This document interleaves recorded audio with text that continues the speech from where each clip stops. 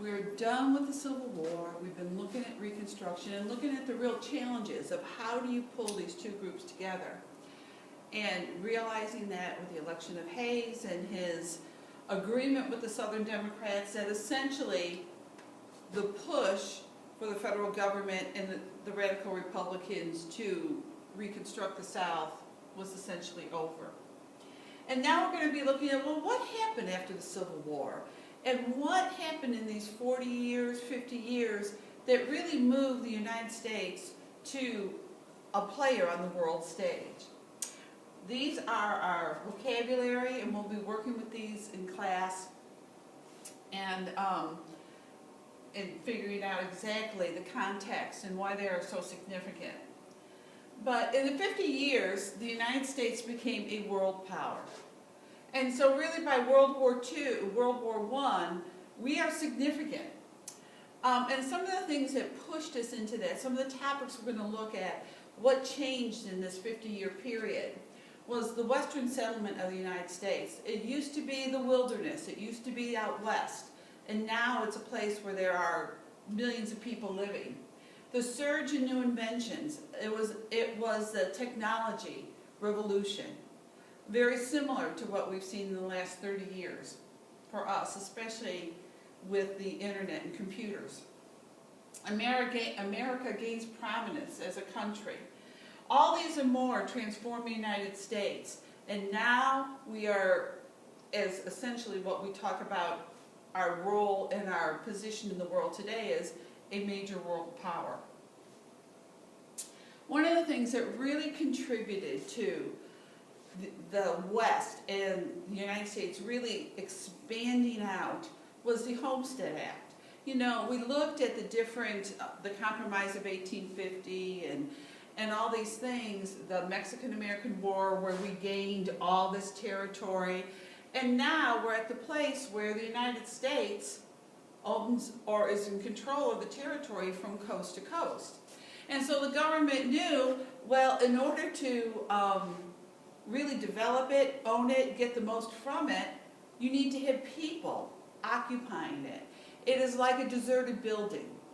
If you don't have people there living and establishing and doing life in a building, it deteriorates. And so we have all this new land and we don't want it to deteriorate, we want to develop it. So the U.S. government passed a law, the Homestead Act, that the U.S. government would give you 180 acres. Understand that during this period in history, to own land is to be wealthy.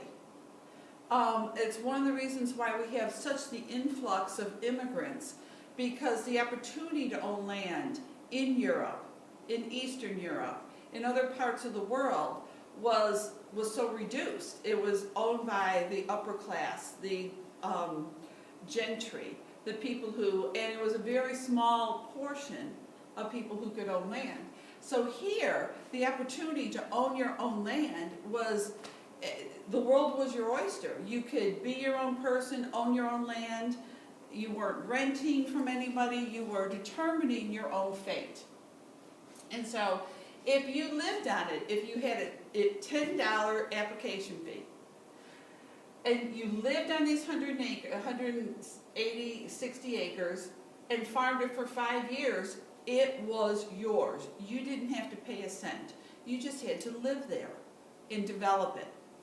And so hundreds and thousands of people are like, I can get rich for nothing. I can own property and not have to pay any money. And so the great movement out west of people and wagon trains and settlement began to flow, and that was a real draw to bring immigrants to our country. It gave thousands the opportunity to own land. Railroads took the people out west with greater speed and safety. It was at this time that the government decided, a few years after 1862, the government decided we really need to connect this land with a railroad. And we'll be talking a lot more about that in class. And with the railroad going from coast to coast, you can move people, you can move supplies, you can move ideas much faster and much safer than trying to go across in a wagon. The other thing that really was a lure to pull people out west was the discovery in the Rockies, in places like Colorado, of gold and silver. Gold, silver, copper, mining, because of the push and the difficulty of in the two tectonic plates creating the Rocky Mountains. With a lot of those pressures over time, gold and silver were created. And so as they were discovered as these gold mines and rivers of gold or ribbons of gold within the rock, and silver and copper, people are like, not only can we get land, and now we can get more than land and just owning things, now we can get rich. And we gotta go. So thousands and thousands of people are moving across. The Homestead Act, just that simple law, began to transform the United States.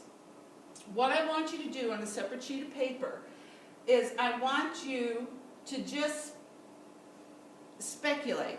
How do you think, now that the railroad is there, the Homestead Act, things that are pulling people to go west, the idea of copper and gold mines, how did the movement west impact industry?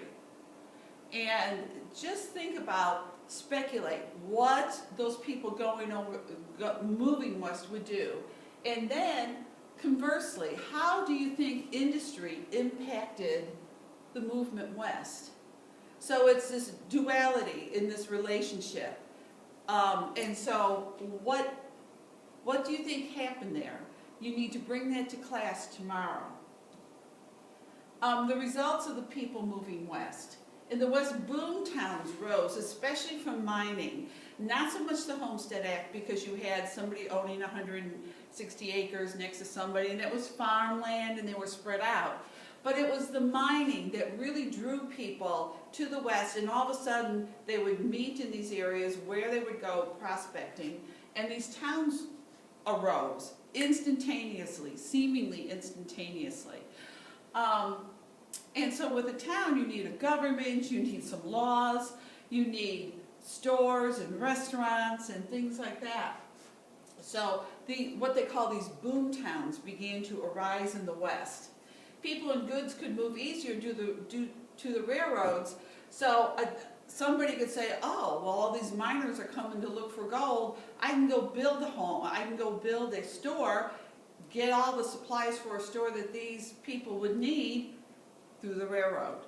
So more people, more states were created as they began to move out west with the Homestead Act and with mining. And that was great for a lot of people, except for, of course, the people group that we have continually dismissed, the Native Americans.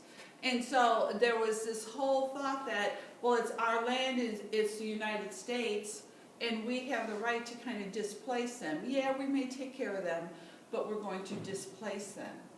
And so we're going to be looking more at what happened to the Native American population in the United States throughout this whole unit.